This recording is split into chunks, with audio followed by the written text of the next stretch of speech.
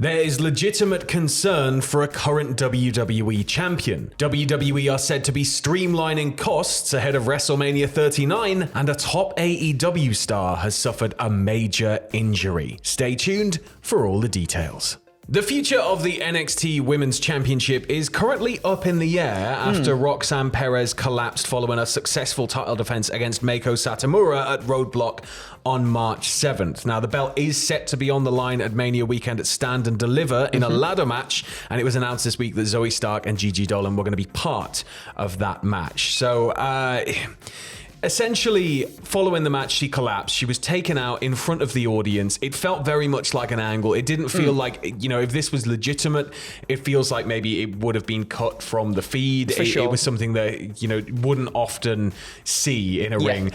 So her status kind of remains unclear. Michaels noted this week that the champion's health was still in question. If she's unable to compete at Stand and Deliver, it's also been announced a new champion is going to be crowned in her stead.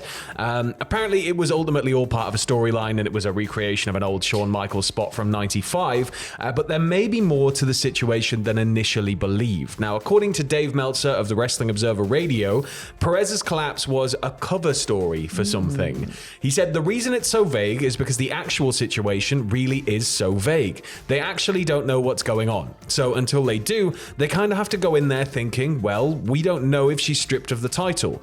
Just a lot of things going on. He said, what I was told is it's a vague situation in the sense that hopefully there's nothing wrong, but there might be. She didn't faint after the match. That was a cover story for the fact that something may or may not be going on, and they don't know exactly. So therefore, they did the Shawn Michaels angle. He then went on to say, I don't know what it is. I was just told that it's a cover story for something, and they don't know exactly what it is, so therefore it's a vague story. And this is, it was already a very strange situation, but this has just made it stranger. Yes. Trying to shed some light on it, Dave. For Opening sure. up more cans of worms and questions, Dave, as you always do, Dave. But I was going to say, I think a lot of us sort of just assumed, as you would, with the cameras still staying on them for this angle, as you were saying, it was just, a lot of us here at Cultaholic thought it was just an angle that would play into maybe her returning for Stand and Deliver. Yeah, you'd have the drama of the build. Yeah, of course, and then, solidifying herself as a really strong champion, overcoming adversity. But as Dave says now, sort of, we don't really know whether something from real life has come into effect that sort of puts the status of everything into flux a little bit. This is it. We can't really sit and speculate because it may indeed be something, from outside the ring. It could be something personal. So there's no, reason to sit here and speculate. All we can do is really send our best in the situation and hope that it's resolved soon. But then again, you do get stories like this leaked to certain press outlets that may be sort of helping lean into one thing and build toward the angle. So again, if it all kind of just turns out that it was part of a big thing, then I wouldn't be surprised. But at the same time, if it is a personal matter, if it is a problem or there is something going on, then we send our best to Roxanne Perez, and we'll keep you all updated as and when more stories break regarding it. Because, it's not very long now. No, it's getting really close now. What, 2 weeks away? Yeah, it's about 2 weeks away. And apparently, WWE are streamlining costs. Now, the talk of WWE being sold has been just everywhere this year, hasn't it? It's just been slowly mounting and slowly mounting. It cools off a little bit and then it comes back. However, back in April, it was announced, back in April, back earlier in the month, it was announced that in early April, WWE was set to meet with potential buyers and discuss bids, or first round bids as they put it. But PW Insider Elite's Mike Johnson has said that WWE's approach to WrestleMania this year has been noticeably different to other recent years. He also feels that this is a means of making the company into the sleekest, strongest WWE they can for potential buyers. As part of this, the company reportedly wants to maximize profits at the event, of course, but the streamlining will reportedly see WWE having certain staff work the event from home, including international announcers, which will save the company money on travel expenses, hotels, everything else. The company's also apparently looking to get rid of certain events that were set to take place over Mania weekend, again, no confirmation about what they potentially are yet. And this, of course, takes the sale hype train up a notch. Yeah. But at the same time, I feel like we're losing something in a way. Yeah, you know? me too. I feel like the events sort of surrounding WrestleMania, I'm sure they would absolutely garner a lot of money for the company as well. You know, you get your stuff like, it's not saying all of them are going necessarily, but certain ones are going. And I assume those certain ones would be the ones that perhaps don't bring in as much profit as, say, because I think last year, did we have like the One Dead Man show was around that time? You can imagine people coming in for that and everything as well. Just with it being the flagship event, it sort of feels like it's the one day a year, you know, it's sort of like Christmas Day. One day a year the family doesn't argue. There's always somebody standing there like, no arguing, it's Christmas. It feels like WrestleMania is kind of that day for wrestling for WWE, and it feels like, you know, it's the type of thing where you do bring in all of the international announcers and you do all this stuff, but at the same time, if they are looking to sell, if they do want to maximize profits, there is a hefty chunk they can cut by just saying, work it from home. It's still doesn't sit with me, right? And the idea that we could lose things from a Mania weekend, I guess, you know, as you said, some things are going to generate more money than others. I don't think we'd ever lose something like Access because, you know, it's Access. It's where you can physically go and meet WWE fans, buy exclusive merch, all of that stuff.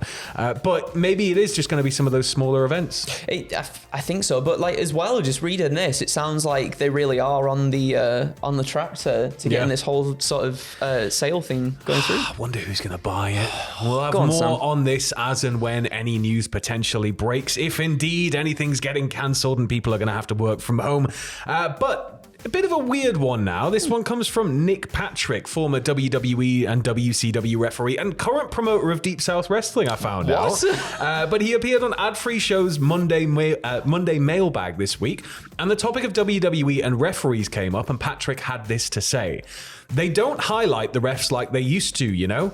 I got a chance to be an NWO ref. Hebner got a chance to screw Brett. Guys got to be able to become characters and do things they've kind of and they've kind of cut all that out. He went on to touch on his belief that WWE perhaps doesn't want to pay referees royalties anymore, and that he feels WWE would never induct a referee into the Hall of Fame, as they perhaps don't want to admit how important referees are to the overall process. And that final point made me really sad when I realized, hang on, there aren't any referees in the Hall of Fame. No, there isn't, is there? And this should at least, you know, if you don't want to draw super attention to the fact that, you know, this is all a big collaborative thing and the referees helping this all keep moving forward, and relaying information from the back, you don't have to have the big mega induction, but there should at least be a referee wing. Yeah, because I mean, you want Donald Trump in there, but not Earl Hebner. Yeah, Donald Trump in there, but not Lil Nate.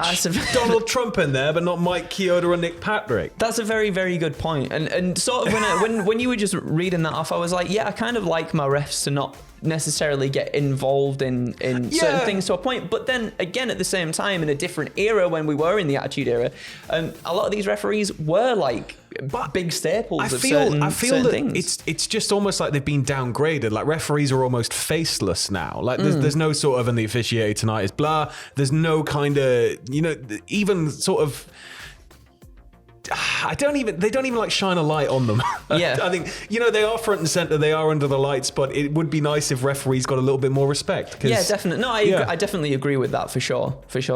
Well, we're going to close things out with some rather sad news, and this is regarding an AEW star that suffered a major injury. Now, it's Danhausen, unfortunately, who's not really had the best run of luck. He came into the company injured, was doing a lot of things sort of in and around wrestling, but not actively competing for a little bit. But now he took to Twitter to reveal he's currently sidelined after AEW Revolution, where he managed to tear his pectoral muscle. He's expected to be sidelined for some time, but depending on the severity of it, it could be a while. Now, Cody managed it in 6 months, but again, severity may be a factor here. Danhausen tweeted out, hello, Danhausen tore his pec at AEW Revolution. When Armageddon's been locked and loaded, Danhausen will come back for you. And then there's a picture of him in a sling. Bless. And then there's like a little video with a reaction gif, and you can kind of see the injury on his arm, but it looks quite small. But at the same time, I feel like pectoral tears and things like muscle tears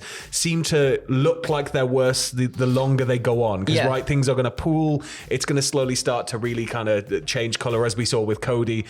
So it doesn't look mega severe at first glance, but at the same time, this could potentially be a months-long thing for Danhausen to rest up, recuperate, and come back to the ring. And it's just, I just want him to be able to have that spot. I want him to be Yeah. able to come in, have an established spot, and sort of like, I don't know, Me have too. a good little run. You know? Yeah, I'd love to see that as well. I really would love to see that happen. It's Danhausen though, and I doubt this will really keep him off TV. I think he'll still come out and be in support of his best friends. We saw it when he signed, right? Yeah. So long as he's not in intense pain and he can walk around and do things, you know, Yeah, for comfortably with his arm in a sling, then I'm all for it. Yeah, just me the too. idea of more painted up, just with the sling. That would be Or he has fantastic. to use his other hand so the paint's not as good. How's he going to curse now though? That's the comedy. That's the comedy. Maybe he It gets writes his arm itself. set into a cast halfway through. But yeah, sending our best to Danhausen here, Yes. because I mean, it's just not news you want to hear for any wrestler, No, is it? absolutely So, not. yeah, rest up, get well soon. We hope we see you back on our screens before long. But keeping it with Cultaholic here before we sign off, make sure you tune in tonight for Adam Pachiti's My Rise stream. He's doing WWE 2K23. I believe it starts at 9 p.m. here at youtube.com/cultaholic/live. You don't want to miss it. You were telling me he's in Japan. He's at in the minute. Japan now. He went to England. This game's crazy. I He went wasn't to expecting England. that. He went to England and he said there were people there that were like, all right, governor. And then now he's in Japan. Fish and chips. Fish and chips and that. He got fired from WWE. Oh, it's beautiful. Beautiful experience for one and all You don't want to to miss have. it. Anyway, we might be back in a little bit with more news if anything breaks, but if not, have a lovely day and we'll catch you next time.